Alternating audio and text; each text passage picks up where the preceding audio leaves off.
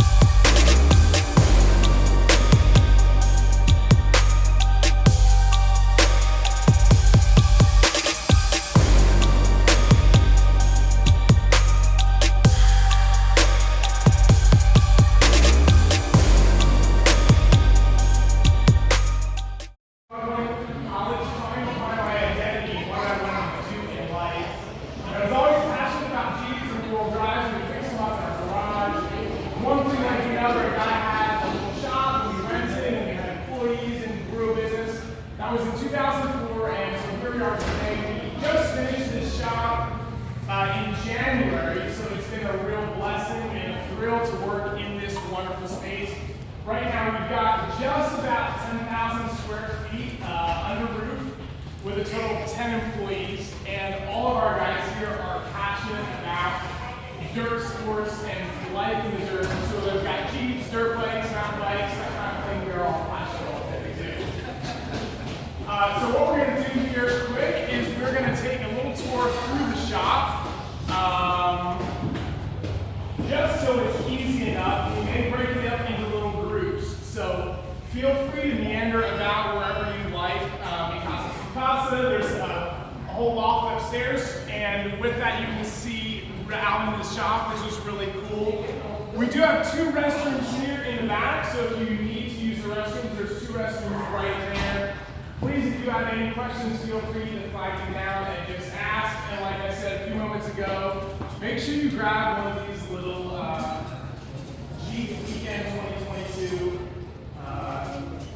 badges. Yeah, they are coincidentally the exact same size as the trail rated badge that's on all of them.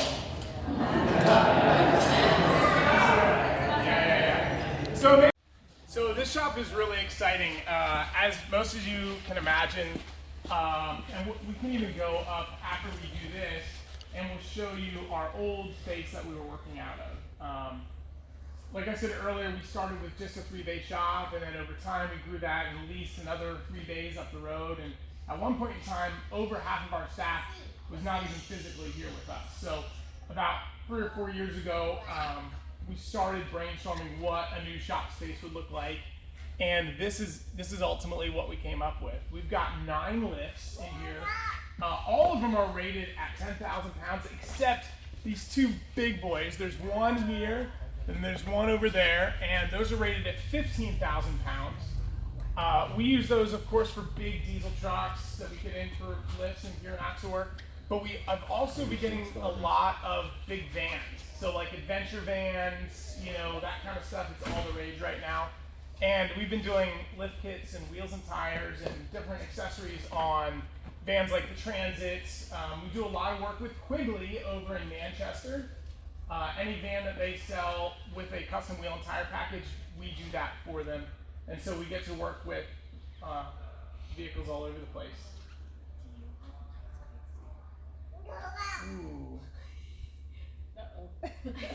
Nobody's getting ice cream until they get an ice cream. So I'm gonna rent a Dollar General, but I just didn't know if you had any type of a big spoon that wasn't plastic here. If the Harbolds in there, maybe they have one. We got a toolbox full of tools. They're over there. They might be over there. This is my family. This is my Hi wife. everyone. So I'm trying to get you an ice cream scoop. Are we? I'm gonna check over there, and then I'll go to Yeah. Dollar General. Quarter socket on a rack. So we've got 10 employees, 7 full-time techs, and like I said earlier, all of our techs are really passionate about this industry and this space. We've got one guy named Curtis. He's been with me since the start, and he does a lot of the service managing. So if you have any work done here, you would talk to Curtis. And we have a senior sales manager named Roy, so he helps put a lot of the builds together, just like I would too. This is Alex here. Unfortunately, I got to deal with Alex every day. Alex is one of our techs here, and we're really happy to have him. This whole shop space is heated. Anybody take a guess how it's heated? Use water. Oil. No, the floor. The floor is heated, yeah. There's almost 2 miles of hot water piping in the floor. And so it's a gas-fired boiler, essentially. And hot water passes through all these pipes, and that's in the concrete. And it keeps the shop space really, really warm, which is nice because any tool or creeper or anything that's on the ground instantly gets warm, which is really cool. It's really nice that the floor is heated also because in the winter when we get snow and rain on the floor, it tends to evaporate pretty quickly, which is really nice. So you're not sliding around and getting wet. In talking about water, you can see behind all the bay doors, we put in drains so that in the winter, when we get truck beds full of snow and ice, that melts out and we can just squeegee it right to that drain, and they all go out in the parking lot. There's actually an oil water separator, and so it'll separate the oil from the water, and eventually we'll have to pump out all the oil that's left in the grease trap. We do have 2 big fans. These are big ass fans. That's what they call them. Yeah, that's what they're called. They're really nice. We keep them on all year. So even in the winter, we keep them on. Right now, that is about 5%. And if you guys want to see them at 100%, I'll do that. No. Hold on to your hats. All right. Sorry, big buck thing. So they are cranking up to 100%. In the summertime, we generally don't run them at 100%. Generally, it's 60 or 70%. But they move a ton of air. This thing is not air efficient.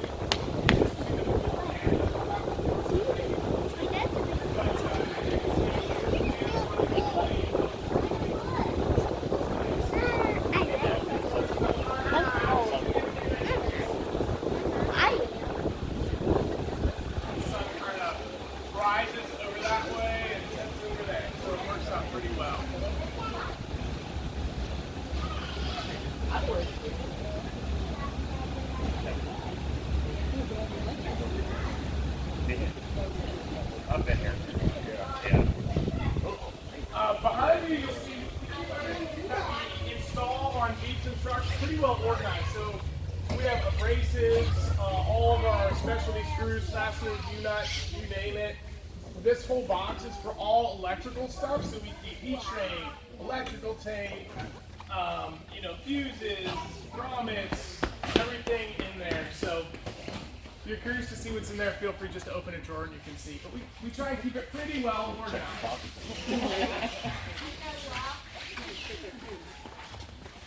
As you can see, we've got a bunch of projects that are going on right now, and I can talk a little bit about those for you. This is a pretty unique JK. It's a Recon, which I think they only made in like 17 or 18. But this was as optioned as you could get a Rubicon. They've got a stronger front axle, heavy duty cast diff cover, so they were an upgrade even above the just standard Rubicon, which was pretty cool. Of course, then we got it was bone stock when we got it last week, and we did a metal cloak 4.5-inch lift. We re-geared both axles to a 488 ratio. We ended up doing a new clutch in it from Center Force, which is pretty unique because it has a different flywheel that's actually 15 pounds heavier than just the stock flywheel. So that helps you keep that inertia up, which means you're less likely to stall it, which is pretty cool, especially in low range, rock crawling, that kind of stuff. We did put 37-inch ridge grapplers on it, and we're really, really close to being done, which is pretty cool. This one is super nice. This is a 392, very, very simple. All we did on this thing was install some power steps. So they just, pretty simple. But what a beautiful Jeep. I think 2020 was the first year for the 392. So this is the one with the factory 6.4 liter. Yeah. One thing that's pretty unique is the whole under hood drain system. Of course, the engine, all that stuff is really awesome. So, check that out as you walk by. These things have a button where you can open the exhaust, so it essentially bypasses the muffler. So if you want this exhaust to get loud and nasty, you just push a button in there. It's got 2 valves that open up, and it is just loud and gargly and all sorts of cool stuff. So that's a brand new one. We've got this Ford Crew Cab here. This is a really unique truck. Definitely not something from the Northeast. This is probably a California or Nevada truck. It's a crew cab, which is pretty rare. Normally you don't see these things in this configuration. But we're doing a whole bunch of work over the next 2 or 3 weeks, overhauling the suspension, rebuilding the differentials. We've got a whole pretty extravagant work order on it. Keep following me. We've got another 392 here. This one's pretty unique because of the color. I think they only made 300 of them in this color.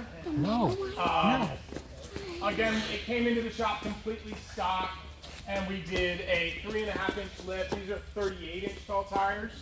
We re-geared the axles. These are bead-locked wheels. The JLs were different. This is a JL. The JLs were different from the JKs in that the power steering system is all electric. So there is no belt-driven power steering pump. It's an electric pump. Because we're doing these 38-inch tall tires, the guy wanted some serious beef, so we installed a whole system from PSC, and that actually retrofits a belt-driven pump in this system, which is pretty cool. So we expect to have this thing wrapped up probably Monday or Tuesday. We like to articulate the suspension and just make sure bump stops and stuff are set accordingly. Can I ask you a quick question? Yes. So, would your client come in telling you what they want, or do you make recommendations, or is it a combination of both? All 3 scenarios happen. Okay. This particular customer had a whole pallet of parts that he bought and said, hey, I want you guys to install them, and we gladly will do that. The guy up at the very front, it was a collaboration. He's like, what do you recommend? This is the vision I've got. And so we just work with him to make sure that we, put together exactly what he wants. Down here on the end, you can see we've got all these shells. If they look familiar, that's because they are. We bought them from a Lowe's. And there are still Lowe's price tags on them. We even have one of the rolling ladders that they have at Lowe's too, which is kind of cool. All of our parts, as soon as we do a job with a customer, we order the parts and we inventory them on those shelves. So you can see there's bits of tape, and that has the customer's name and repair order number. So we organize all the parts ahead of time before the job even gets here. So that's what we've got there. The only thing we don't keep in here is tires, just because they're so big. It's just not big. I love that. We're going to hockey on Sunday. There. Yeah. Over in this thing, we've got a YJ. Does anybody know the year range for the YJ? Very close. 87. 87 to 95. And they were the black sheep of the Jeep family because they have square headlights. That's right. Yeah. Good move. So this is one that we're building for a client from scratch. He's literally started with nothing, a frame and a set of axles. We did a bunch of work. We actually had a local body shop do a bunch of work on the tub. This has an LS V8, a 5.3 that we put in it. And it's just a project that we are slowly getting done. It's hard to say a timeline when it exactly will be wrapped up, but hopefully by sometime the next year we'll have it all done, which will be pretty cool. If you walk around it as you go by, it's got a whole custom dash that we had made, fabricated here by a sheet metal company locally, which is, it's pretty wild. And all the controls will be on a big screen here in the middle of the dash. The controls for the engine, all that kind of stuff. So as you walk around, you can check that out. Kind of a neat, it'll be a neat project once it's all done. And of course, this is the finished color, this blue. Pretty wild. So over here is something we use all the time. This is our Hunter alignment rack. This is the biggest, longest, heaviest scissor rack that Hunter makes. And I really like it because it can go flush to the ground. That's maybe not necessarily advantageous in the lifted Jeep world, but occasionally we get asked to align custom cars, like lowered stuff. And so we can get pretty creative with that, but with a zero entry like this, we can get a car like a lowered Corvette on our rack with no problems. Over here you'll see, Alex, well yeah, if you walk over this side, you'll see that this wheel's got something pretty unique on it, and this is the head and essentially how the whole alignment system works.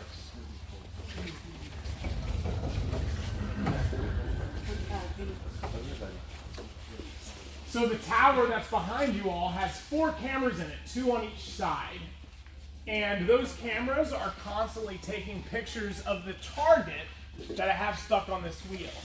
And when we do what's called a roll comp, we roll the Jeep forward and steer it left to right, it calculates caster, camber, toe, wheelbase, axle offset, thrust angle, everything to make sure that we can dial in any adjustable suspension. Of course, a lot of Jeeps that are all coil sprung have all these adjustable arms, all these adjustable track bars. And so it's really easy to get a Jeep going down the road with the axles crooked or with the toe not right or something like that. So this was a big investment for us, but something that we use all of the time. While we're here, this is a project that we did not too long ago. I think we actually did a YouTube video on it. This is a camper hardtop made by a company called Ursa Minor, and you can actually access it from inside. There's 2 panels that pop out, and you can climb up inside there, and it's got a like memory foam mattress, and so it's a pretty cool option if you're going to do a lot of camping. This guy uses this thing a ton. He's got a ton of miles on it, and he does a lot of off-road travels like Colorado, California, Utah, that kind of stuff. So it's really expensive tent, but it is cool because it sets up in just a second. Have you seen that available for a 2-door? No. Just 4-door, yeah. Just 4 doors. But you can always do like a rooftop tent on a rack. That would probably be a little easier. We did that. Unless it's a hard top. Yep. Yeah. So the last one we're showing you here is tires. We do a ton of tires every single day. These are our tire. This is our tire installation machine. This is the balancer. One thing that's pretty unique about the balancer is it's got this big drum on it, and it will measure if the tire is round or not. You can balance a square tire, but this will really tell us how round it is. And that really has a lot to do with how well they're manufactured. So. That about wraps it up. Does anybody have any questions for me? So this is our old space. Right now we are in the process of retrofitting it. So you can see we're building in what we're doing over there is we're building in a chemical room. We own a Rhino Linings franchise, and we do that in another building. So in the spirit of getting everything under one roof, that is kind of what's going to be happening there. So that whole back room is going to be where we keep all the chemicals. We use a high pressure reactor from a company called Graco, and that's how we spray Rhino linings. When we spray Rhino lining, it's trigger based through a gun, and it'll actually cover a pie plate with 1 trigger burst at over 20 feet. So right where you're standing, you'll see the chalk line on the ground. That's where the Rhino booth is going to be, and there's going to be a little hallway that gets behind. Typically we spray 2 pickup trucks every single day, so it'll be nice to have him in this space, but this is where we started, these 3 days.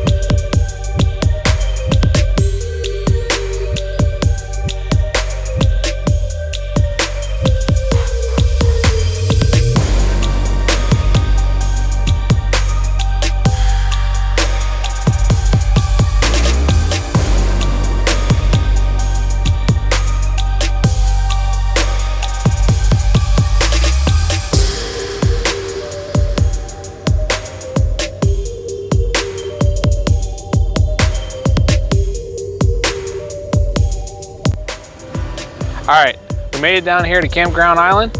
Now, as you can see behind me, there are Jeeps and everything else. This is a Jeep exclusive weekend, and you are only allowed to camp here on this weekend if you have a Jeep. That's it. Now, Ryan, the owner, he's gonna be talking a little more about that here in a minute. And they also have Too Delicious, the food truck. Great food.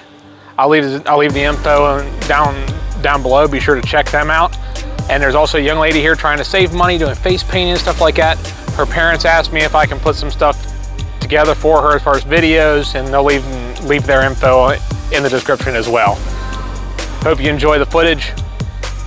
Don't forget to subscribe. We'll see you later. Enjoy the footage. All right, so I'm Ryan Thomas. My wife and I own Campground Island, and this is our first annual Jeep weekend. We have a 10-acre island.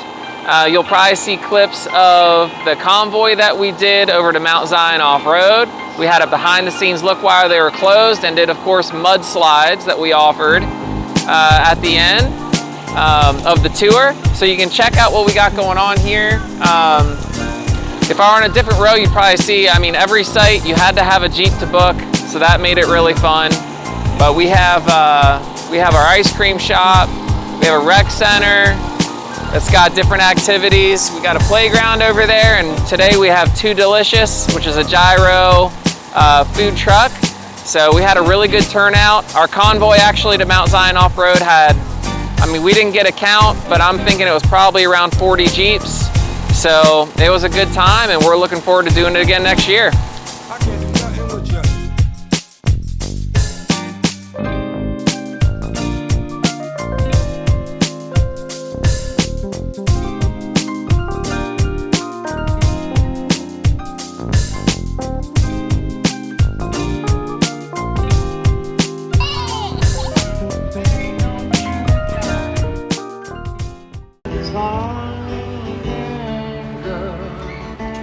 None of my people shed so through, but my dreams are empty as my conscience.